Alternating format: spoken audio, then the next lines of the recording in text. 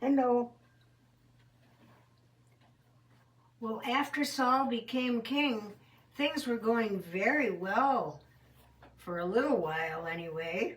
Everybody, they were mostly all farmers. Everybody went back to farming after he was ordained to be the king, and even King Saul himself was a farmer, and he went back to his place. But it wasn't too long. All of a sudden, this fella came running up into the pasture, and he was all exhausted, and he says, "Oh, please help us." And he said, "Well, what's the problem?"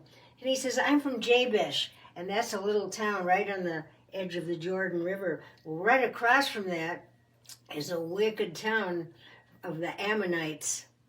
And there was a wicked king over there, not a king, just a leader. But they were very cruel people. And the wicked guy's name was Nahash. And he said, "Please help us."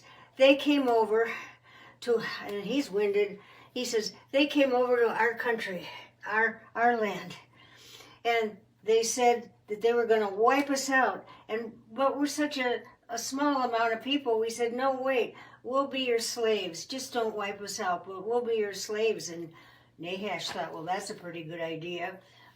But then King, he said he was going to come back in a little while, and they were going to take out the right eye of everybody in town, men, women, and children, and we'd be their slaves forever. And he said, he was so winded. He said, "We need your help fast. He's a horrible man." Well, King Saul got on it right away. And so he called together as many men as he could from around the country really quick. And they got a big army together, and they went over to the little town, and they went in force. And of course, King Saul was leading the way, and Samuel was with them too.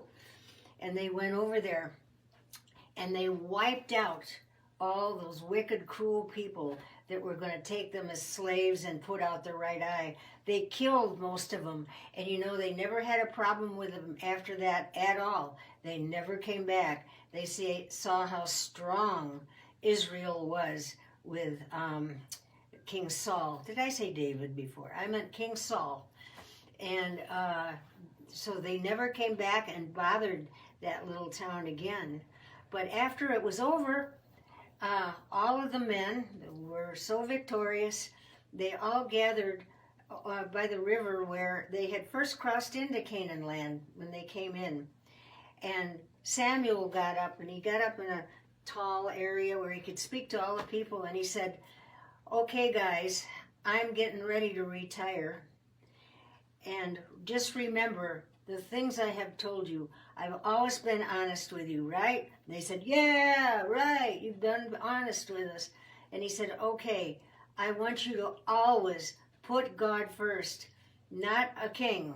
And he said, "You've got a good king, but always put God first, because the king is supposed to obey what God says."